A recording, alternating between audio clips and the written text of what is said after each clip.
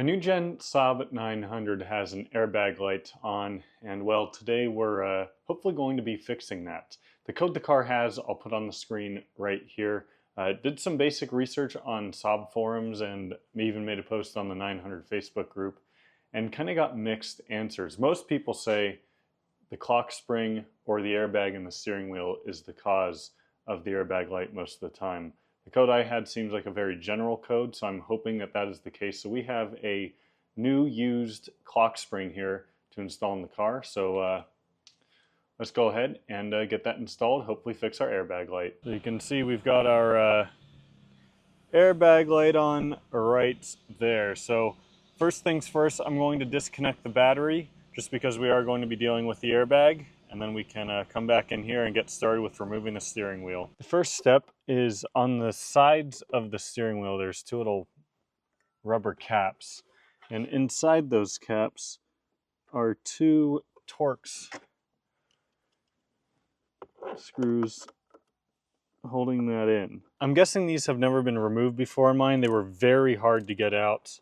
I ended up using some WD-40 to kind of soak through the bolts because I was worried about starting to strip them.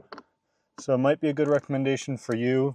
You can actually get WD-40 in there pretty easily if you kind of pull back the airbag a little bit and you have a WD-40 can with a little nozzle. You can get in there and spray between the bolt and the part of the steering wheel that the bolt goes into. Oh, there goes the second one. You could feel, or kind of hear I should say, just how tight that was in there. So we should only need to do this a couple of turns. Yep, and here we go. So our airbag is now coming out. You want to be careful not to just rip it out because, of course, we do have some connections back here. So there's one little connection for the airbag. There we go. This now brings us to our next few items here. So to get the steering wheel off the rest of the way, of course, we just have the big nut that goes onto the steering column. So I'm going to remove that next. And then we also have this little connector right here, which is pretty easily removed just by pressing in on the little tab here. And that should separate from the steering wheel. So I just used a little flathead to pry in on that piece. There we go. There's a little washer on here too. You're going to want to make sure you remove. And I'm just going to wiggle this back and forth. And there you can see it's coming loose.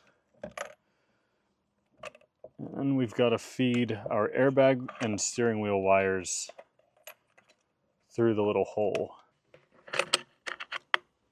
All right, there we go. Before we have access to the clock spring, there are these two little covers we need to remove, which are T25 bolts. There's also one more on the underside here. There we go, they just clip into each other. All right, nice and easy. That gives us access to the clock spring. So this is important when we install the new clock spring, but it's also important now just to confirm for my own sanity. I want to see how many rotations the clock spring goes each way. Right now it is centered, mainly just for my own sanity. So if I go turn it left, there's 1, 2, just a hair over 2, like maybe 2 and a little bit less than a quarter. So if we go 1, 2, so that's back on center, and then 1, 2, and same thing, just a little bit over 2. So 1, 2. Now we know we're back on center again. And there are 2 more T25s to hold this in. So I'm going to disconnect those now. All right, so there you can see our clock spring is ready to remove, but on the steering column down here, there's a little hook that holds on these last 2 wiring harnesses. So these disconnect in the same manner as the other one. There's just a little tab that I need to press in, and there's 2. And this is our old clock spring out of the car. All right, let's hope this new one works. This part number is different, but as far as I can tell, they look completely identical, besides this one having a clear housing on the back and mine is black, but the plugs are the same, everything. So fingers crossed it'll work. But let's just start by getting this connected and see what happens. So we'll plug in these two connectors, slide this over the steering column. And then there's a little hook under the steering column that these two harnesses kind of hook around just to keep them in place. Now we'll take two of our T25s. So you remember when we removed this, I was careful to check how many rotations we did both clockwise and counterclockwise to first confirm that the old one was centered. And then secondly, now we need to do the same thing to confirm that the new one is centered, because I just pulled this out of the box. It could be way off. So what we need to do is center it, and it should be about 2 1/4 turns clockwise, 2 1/4 back to center, and another 2 1/4 back counterclockwise, and that's how we'll know it's centered. So I'm going to start by going clockwise. There's 1. There's 2. Okay, so we're already going way more than 2. I can tell you that. So let's go back. There's 1, 2. So this should be about 2 1/2 from where it ended. So now I'm going to go 1, 2. You can see, so this one actually turns a little bit further than my other one did. So this is a little bit over 2 1/2 turns. So I'll go 1 1/2 and 2 1/2. So this is centered right here. And it even gives you a little warning on the part itself telling you to do this. Otherwise, if you don't have it centered, you can turn the wheel and you can essentially shred the inner workings of the clock spring if it's not centered, because it'll just rip apart everything that's in there. So before we get the steering wheel back on, let's do the two plastic covers here. I'm going to do the bottom one first, because the bottom one has two little hooks where it conveniently gets placed over the bolt holes here, which is very nice. And there's a couple little clips too. Just got to get those in place. Now let's do our steering wheel. Get these two connectors fed through here. And importantly, not forget the washer and the nut that holds on. Last but not least, the airbag.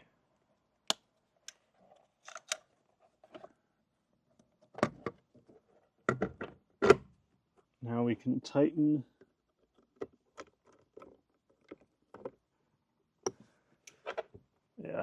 airbag is on there. All right, let's start the car. Hope our airbag light is gone. Guess we'll see.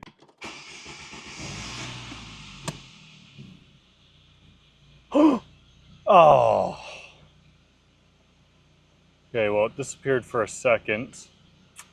That's very disappointing. Now, one thing I will say is I did hear that could take about 10 key cycles or so to have the code go away. So I'm going to just go drive the car a bit and do a bunch of key cycles and fun stuff like that. Also, don't forget to put these little guys back on, and let's hope that this light goes away. Gotten back from my drive and I have a couple updates. First off, our airbag light is still there. Well, the car's not actually running, but it's still there. Generally, in my experience, I mentioned it might take 10 key cycles. That was what I heard from the OG 9.3. Now, keep in mind, this is technically a different car. I also talked to some more people. They said we might just need to actually go in there and clear the code manually. I know in my NG 9.3 when I had an airbag light, fixing the problem, the code immediately went away, but that might not be the case. I'm not super confident in that, but it is worth a shot. So here, if we get the DTC, one other thing while this comes up, there you can see the B1227, short to B+. So what we can try doing is clearing this. And I also talked to Red Arrow Saab Parts, who I bought this clock spring from. because I said, hey, I noticed the part numbers are different between my old one and this one. And he said the one that he sent me is correct for this car. And I guess someone at some point maybe swapped this one out, and that the one that was in here was actually the wrong part number. So maybe someone tried to fix it again, for all we know. But we got the DTC cleared, so let's see if that does anything.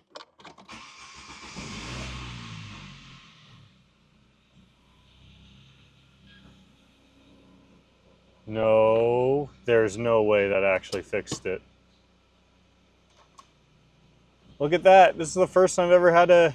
Wow, this is my genuine first reaction. So I'm going to take this car for a drive real quick, and let's see if it comes back. All right, just took it for a short drive, about 4 miles or so. Airbag light didn't come back on. I mean, typically with airbag lights, they'll come back on right away, but let's do one more key cycle just to make sure. And then I want to show you guys one other issue I'm having that I thought would have been solved with a couple other fixes, but it has not yet. Oh, she's still off. Check that out. All right. So last issue I am having, I mean, not last issue. I have a lot of issues with this car still. You can see one of them right there with the tachometer not working. But one issue I am having is the turn signals. Now, when I replaced the radio in a recent video, you can check that out in the top corner, I thought that that would also fix my turn signals. You can see that when I put them on, there's no noise coming from the car, but they're also blinking really fast. So I thought that had to have been radio related. I checked, all the bulbs work. When I put the hazards on, they blink at a normal speed. So I thought maybe there was a chance it was related to the clock spring. Clearly it's not. So if anyone has any ideas as to what can be causing this, please let me know, because I am confused. But this has been a successful video. It feels so good to have a light-free dashboard. And you never feel great about driving a car with an airbag light on, because God forbid something does happen, you don't know about your safety, if the airbag's actually going to work. So this is a huge, huge win, big relief. So big thank you to Red Arrow Saab Parts for kind of coaching me through that, giving me some insight on the part numbers, as well as just recommending I clear the code, because I didn't even think to do that. So thank you all so much for watching. If you enjoyed the video, please give it a thumbs up. We are getting so close to 100K. Hopefully this is one of the last times I have to mention it, but subscribe if you haven't already to help me get there, and I'll see you in the next one.